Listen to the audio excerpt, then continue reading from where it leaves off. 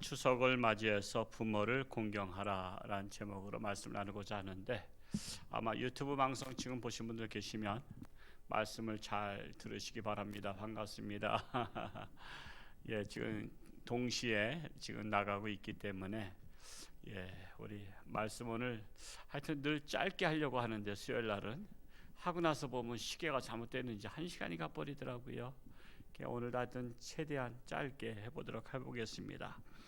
자, 하나님의 말씀에 하라고 하신 것은 하지 않기 때문에 하라고 하십니다. 너무나 하지 않기 때문에. 그리고 또 하나님의 말씀에 하지 말라고 하신 것은 그 말 안 듣고 또 그건 또 해요. 또 그것을 하기 때문에 하지 말라고 하신 것입니다. 가령 사랑하라고 말씀하신 게 엄청 많이 나와요. 그 이유는 사랑하지 않기 때문에, 사랑하는 것보다 사랑하지 않는 것이 더 많기 때문에 사랑하라고 강조를 했습니다. 여러분, 말씀에도 기도하라고 강조한 것이 엄청 많죠. 부르짖어 기도하라, 쉬지 말고 기도하라, 금식하며 기도하라, 깨어서 기도하라. 그렇게 많이 강조한 것은 왜 그럴까요? 기도를 너무나 안 하기 때문에 기도하라고 강조하는 것입니다. 그러니까 성경은 뒤집어 보면 안 하기 때문에 그렇게 말씀을 하고 있어요. 자, 부모를 공경하라고 말씀하셨어요. 그것은 왜 그렇게 공경하라고 말씀했을까요?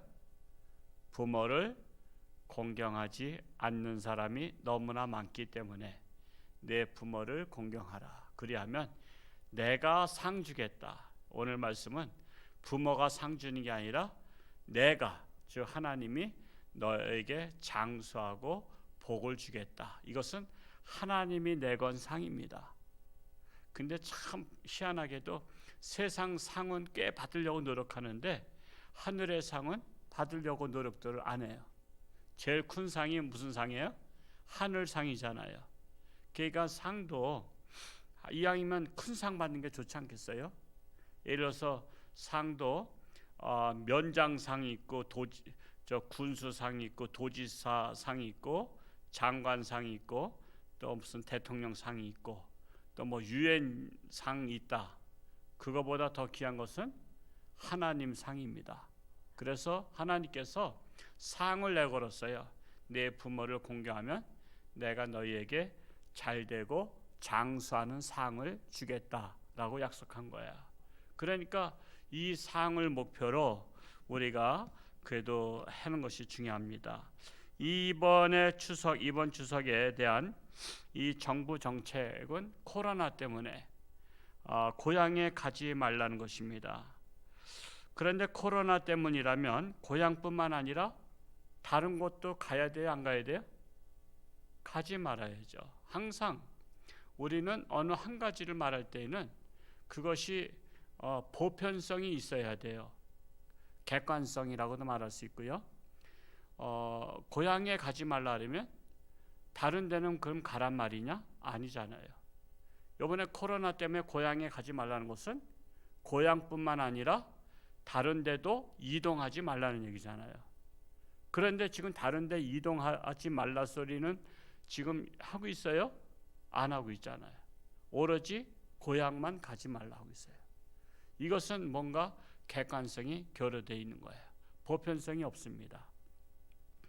그렇다면 거기에 의도가 있다는 것도 아셔야 되잖아요.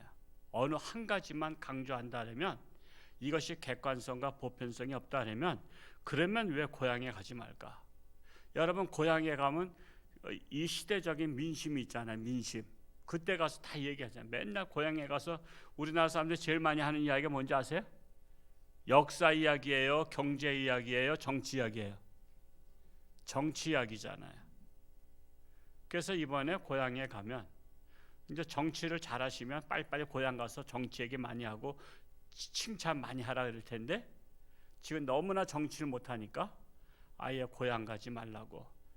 가게 되면 또 술 한잔 마시면서 그 얘기 꼭 하거든요. 형님이 얘기 꺼내든 동생 꺼내든 한번 꺼냈다 하면은 추미애 장관서부터 막 나오는 거야. 그러면 걷잡을 수 없거든. 그러니까 고향에 가지 말라. 다른 데 가면 정치 얘기 할까요, 안 할까요? 콘도에 가서 그런 데 가서는 안 해요. 그런 데 가서는 기분 나쁘게 그런 얘기 안 해요. 그러니까 다른 데 가서는 안 하는데 고향에 가서는 얘기한단 말이에요. 그래서 이것이 의도성이 들어있다는 것이 문제라는 거예요. 의도성이. 객관성이 없는 거예요. 그러니까 만약에 코로나 때문이라면 다른 데도 가지 말고 오로지 자기가 위치한 가정에서 현 위치에서 가족들끼리 추석을 이번에는 지내라. 이렇게 해야 되는데 고향에만 가지 말고 부모님 찾아뵙지 마라. 코로나 때문이다. 코로나 때문이다. 강조하는데 그 강조하는 것에는 의도성이 있다는 거예요. 참으로 이번에 아시다시피 현수막 중에 가장 인기 있는 현수막이 불효자는 옵니다. 장희숙 권사님 첫째 아드님이 불효자예요? 그게 효자란 말이에요. 코로나를 있더라도 다 안전장치하고 다 오잖아요. 내일은 또 둘째 아드님이 오신다고 하는데 여러분 불효자는 오는 게 아니라 효자가 오는 거예요. 효자가. 그냥 물어볼게요. 인터뷰합니다. 우리 장희숙 권사님 첫째 아드님 왔다 가니까 기분 나쁘세요? 좋죠. 그러니까 그래도 좋단 말이에요. 근데 왜 그 좋은 걸 막냐 말이야. 그리고 코로나 방역은요 알아서 해요. 알아서. 지금 다 알아서 하잖아요. 저도 오늘 이제 가족들끼리 그 춘천에 제이드 가든이라는데 처음 가봤는데 좋긴 한데 거기 가든에 가서도 이거 마스크 쓰고 다니까 엄청 힘들어. 그냥 그냥 충분히 마시고 싶은데 왜 다른 사람들이 왔다 갔다 하니까 나한테 뭐 마스크를 쓰라 마라 할 것도 없이 내가 알아서 방역하고 내가 철저히 조심한다고. 그러니까 자식들이 오든 누가 오든 다 알아서 가족끼리도 다 조심해요. 그러니까 저는 그런 것이 참 속상해요. 왜냐하면 그건 세상 방식이거든요. 세상은 부모와도 단절시키게 만들어요. 부모. 근데 성경은 그게 아니에요. 성경은 어떤 상황에서도 부모를 공경할 수 있도록 가르쳐야 돼요. 부모를. 이게요. 처음에 한 번이 이거 어렵지요. 한 번 이렇게 추석 때 안 가다 보면 뭐 때문에 해서 사람이 이것이 습관화가 돼요. 습관화가 되면은 이제 앞으로는 부모를 공경하는 마음도 옅어지기 시작합니다. 이제 그게 문제예요. 여러분 처음에 문 열기가 어렵지 한번 문 열리면요 그냥 막 들어오는 거예요. 이게 세상 풍조가 막 들어와요. 지금 세상 풍조가. 그래서 우리가 정말 잘 생각해야 돼요. 다른 곳까지도 가지 말라 한다면 코로나 때문에 가지 말라는 거예요. 그런데 지금 아시다시피 제주도는 30몇만 명이 예약해놨다고. 그런 건 통계가 뻔하잖아요. 비행기 타고 가야 되니까 배 타고 가고.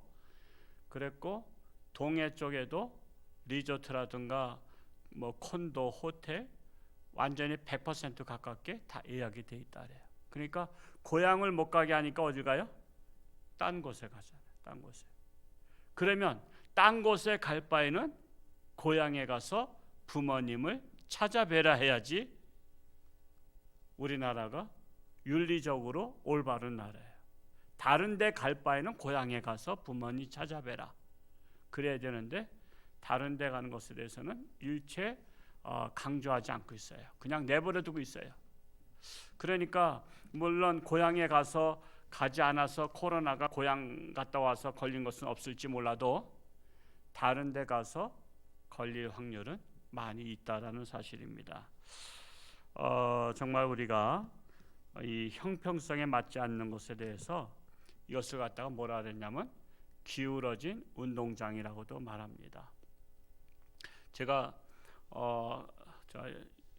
요즘에 좀 유튜브 방송을 보는 게 좀 습관이 좀 됐는데 그래도 제가 좋은 것들을 찾아서 보는 사람이니까 한번 우리 반주자가 한번 음악을 백뮤직을 좀 넣어주시면 내가 어머니에 대해서 한번 내가 쓸래니까 너무 오래 걸릴 것 같아서 제가 이 스마트폰까지 갖고 와서 이 주머니에 넣으니까 걸리적거리고 무거워요. 근데 감동굴 어머니, 제가 한번 나레이션 재주는 없지만 읽어 볼 테니까 잘 귀로 감상하시기 바랍니다. 레디 고.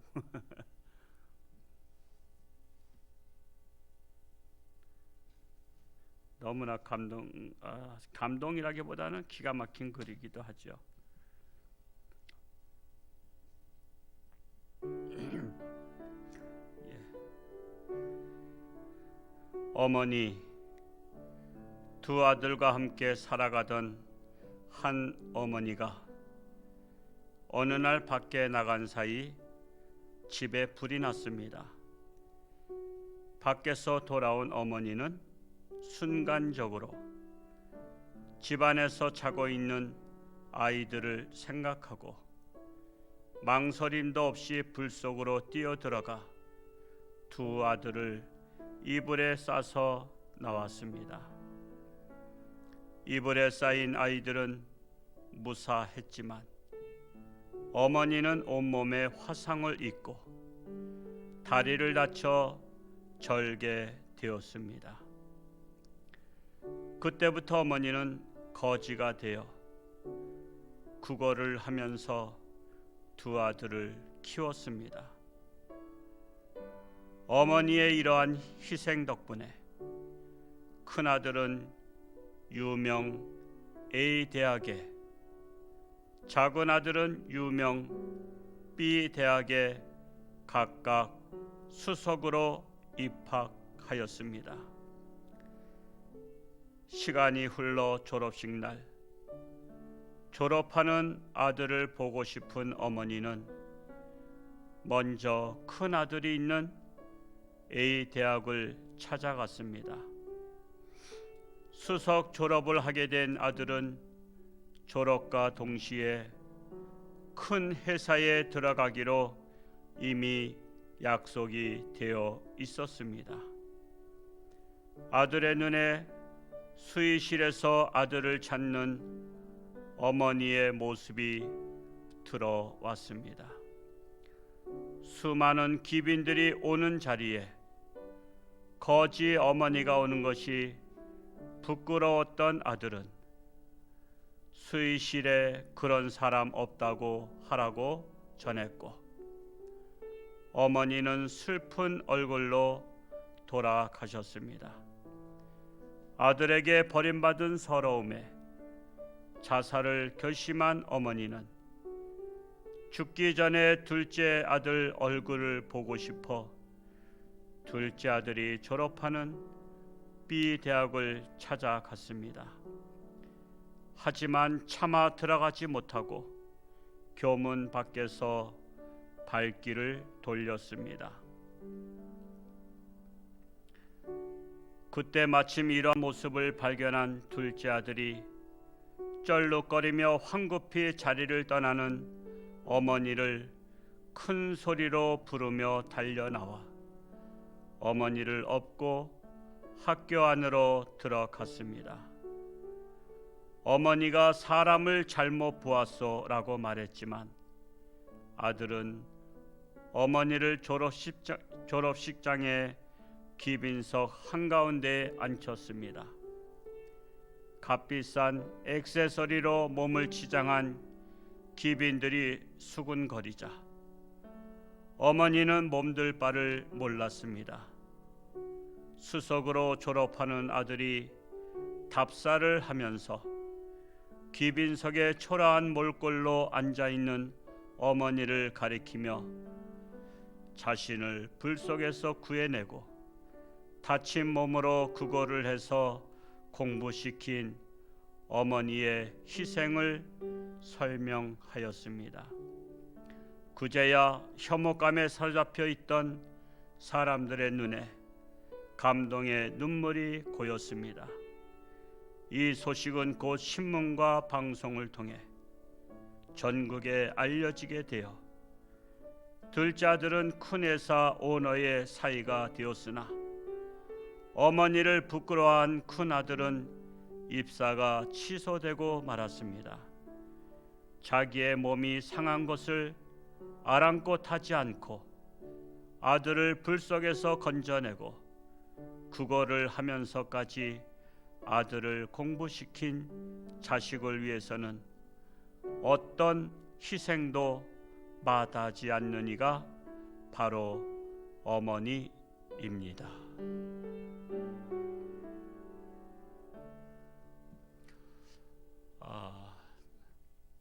잘 들으셨죠? 어머니의 희생. 어머니를 부끄러워해서는 안 되죠. 어머니를 부끄러워해서는. 그 전에 우리 그 장애인 어머니 와서 간증 한번 했었죠. 근데 딸은 엄청 그 사진 보니까 이쁘더라고요. 그러니까 어머니가 장애인인데도 불구하고 그 딸들이 그 어머니한테 효도한다는 이야기를 들었습니다. 여러분, 어머니는 잘나서 어머니가 아니에요. 나란 존재를 존재케 했기 때문에 어머니입니다. 그래서 참으로 부모님에게 효도하는 것은 평생을 해도 못다할 수 있는 것입니다. 그래서 우리 기독교 신앙은 부모를 공경하는 거예요. 왜냐하면 부모를 공경하는 것이 내가 잘되고 장수할 수 있기 때문입니다. 부모를 간단히 분류한다면 세 종류 부모가 있습니다. 첫 번째는 육신의 부모가 계십니다. 내리사랑이라고 부모가 자식을 사랑하는 것만큼은 못해도 자식된 도리로서 최선을 다해서 부모를 공경하는 것이 하나님의 말씀에 순종하는 것입니다. 그래서 우리는 육신의 부모하면은 시댁, 친정, 시아버지, 시어머니, 또한 장인, 장모님 다 육신의 부모이죠. 그래서 양가를 다 공경하는 것이 자녀된 도리라고 말할 수 있습니다. 이것이 바로 우리 기독교인들은 정말 살아계실 때 우리는 공경을 해야 되는 것인데, 세상 사람들은요, 제가 볼 때 가만히 보면 살아계실 때는 안에다가 왜 이렇게 제사는 죽어라고 지내려고 하는지 모르겠어요. 그 제사밥을 드리려고 그 제사 지낼 그 돈 갖다가 살아계실 때 미리 드리면 얼마나 좋겠어요. 그러니까 이게 참 역행하는 거예요. 역행. 청개구리처럼 역행하는 거예요. 마지막에 내가에다 묻어달래니까 그거 묻어줬잖아요. 그러니까는 부모님의 의도를 알지 못하기 때문에 그렇게 한 것입니다. 우리는 육신의 부모를 잘 공경해야 되고, 두 번째로는 지식의 부모님이 계십니다. 지적인 부모님. 나의 정신이 자랄 수 있도록 인도해 주신 선생님이라고 말할 수 있어요. 선생님도 부모예요. 지적인 부모. 우리가 초등학교, 중학교, 고등학교, 대학교, 우리는 선생님을 수없이 만나요. 1년에 한 분씩 만나죠. 그러니까 초등학교 6년 6분, 또 중학교 3년 3분, 9분, 고등학교 3분, 12분. 물론 대학교 때는 지도교수가 있죠. 그래서 최소한도 12분 이상의 선생님들 중에서 어떤 선생님을 만나냐에 따라서 내 인생의 전환점이 되는 일들이 많죠. 제가 그런 글도 한번 읽었었는데, 제가 따로 저장을 해놔야 되는데, 그냥 놀림을 받고 심지어 다른 선생님한테도 놀림을 받았는데, 어떤 학생이 선생님이 자기한테 관심을 가져주시고 또 먹을 것도 같이 와서 같이 먹자고 하시고 또 용기를 북돋아 주시고 또 학비도 대주시고 이렇게 해서 크게 성공한 사람이 있더라고요. 그러니까 여러분, 지적인 부모님 잘 만나면 그분을 나의 평생 스승으로 모시는 게 중요합니다. 그것이 잘 만나는 게 복이에요. 여러분 일생에 한번 보세요. 여러분 이제 학창 시절에 내가 과연 생각나는 선생님이 계신가라는 거예요. 생각나는 선생님. 그리고 나한테 정말 명심할 수 있는 말씀, 평생 내가 간직할 수 있는 말씀을 주신 선생님이 계시다면 그분을 찾아가고 그분에게 절을 하고 하는 것이. 그러면 선생님이 얼마나 보람 있겠어요. 그런 분이 계시다면 여러분 한번 찾아서 TV는 사랑을 싣고 거기에 만나듯이 한번 찾아뵈면 아마 그것이 감동적인 여러분의 인생이 될 것입니다. 세 번째로는 영적인 부모가 계셔요. 영적인 부모. 즉 나를 위해서 기도해주고 영의 말씀을 전해주는 목사님이 계시잖아요. 여러분 이 영적인 부모님을 잘 모시는 게 중요해요. 근데 이 영적인 부모가 내 홍천주한교 목사 여기서 지금 설교하면서 지금 나한테 하라는 게 아니라 여러분들이 신앙생활을 첫 신앙생활할 때 여러분의 신앙을 믿음을 심어줬던 분이 계셔요. 그렇죠? 그분을 여러분이 지금 생전에 계시다면 그분이 어디 계신지 찾아뵙고 그분한테 내가 목사님, 제가 어렸을 때 목사님 때문에 신앙이 자랐고 이렇게 내가 지금 안수입사가 됐습니다. 권사가 됐습니다. 하면서 찾아뵌다면 얼마나 기뻐하시겠어요. 그런 분이 고향에 지금도 계실 수도 있고 아니면 여러분들이 타지에서 신앙생활 하셨다면 거기에서 있어요. 그냥 목사님 찾기는 참 쉬워요. 어느 교단이냐 하면은 그 교단의 명단이 다 나와. 우리 교단 목사님 다 나와 있어요. 전체 주소록이 있어서. 그러니까 찾을 마음만 있으면 다 찾을 수 있어. 그래서 그런 영적인 부모.